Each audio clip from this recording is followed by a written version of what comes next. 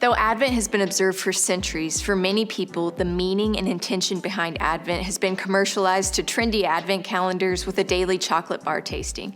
And while I'm not going to complain about that, oftentimes the feeling we know as Christmas cheer and the cultural trends that are associated with that often lack any real connection from the true meaning of Advent. But true Advent marks something momentous. God has come into our midst, and it's not just something that happened in the past, it's a possibility here and now in whatever we walk through. So what's the deal with Advent? Well, literally, Advent is Latin for arrival or coming. It's a celebration of Christ coming into the world. In the calendar, the 4 Sundays before Christmas make up the Advent time. But spiritually, Advent is a yearly opportunity for us to consider the future second arrival of the one we worship who will finally make all things new, which in turn can give us hope to face the present as we wait for him. All the figures in the story of Jesus' coming into the world are waiting. Zachariah and Elizabeth are waiting. Mary is waiting. Simeon and Anna, who were at the temple when Jesus was brought in, were waiting.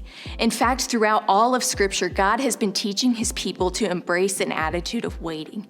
And this waiting isn't passive or apathetic. It was anticipatory, like a loved one soon arriving at your doorstep.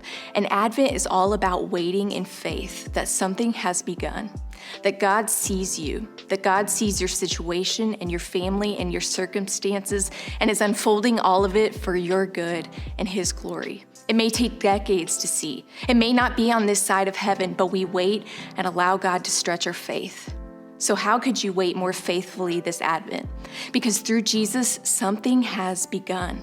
And it's our opportunity in a time where we often get busy and hurried and trying to make things happen to wait and release control, believing more in his action than our own, and that he is making all things new.